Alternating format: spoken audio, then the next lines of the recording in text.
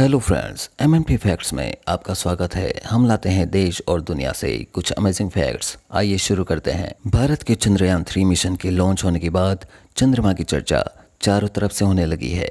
चंद्रयान-3 का दूसरा और फाइनल डीबूस्टिंग ऑपरेशन पूरा हो चुका है।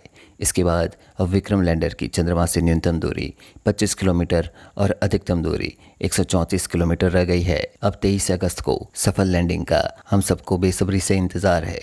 इसरो के अनुसार चंद्रयान-3 की दूरी अब चांद से बेहद नज़दीक है।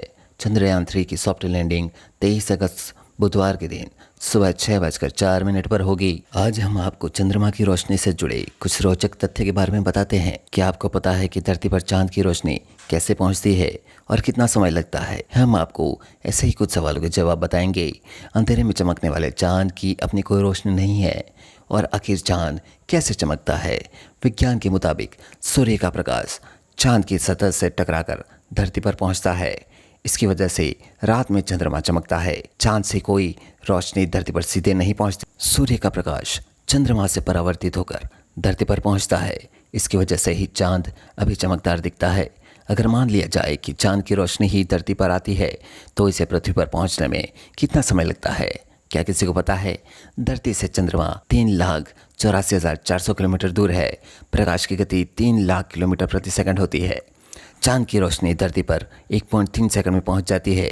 चांद और धरती के बीच की दूरी और प्रकाश की गति के आधार पर यह माना जाता है।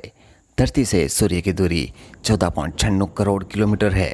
इसलिए सूर्य की रोशनी को धरती तक आने में 8 मिनट 16.6 सेकंड का समय लगता है। धरती पर चांद की किरणों की तीव्रता बहुत कम होती है, जिसकी वजह से किसी तरह का नुकसान हमें नहीं होता है।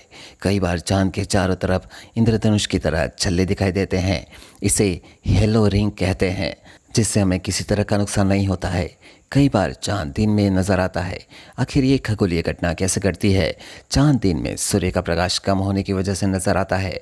इसके बावजूद सूर्य के प्रकाश के परावर्तित होने की वजह से चांद दिन में दिखाई देता है। चांद दिन में ज़्यादातर सूरज के उदय और अस्त होने के समय दिखाई देता है। वैज्ञानिकों के अनुसार वायुमंडल में गैस के कुछ कण घूमते हैं। इन कणों में नाइट्रोजन और ऑक्सीजन की रोशनी होती है।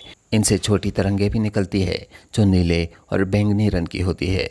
यह एक अलग दिशा में प्रकाश को अवशोषित और फिर उत्सर्जित करती है। ऐसे में आसमान का रंग नीला हो जाता है।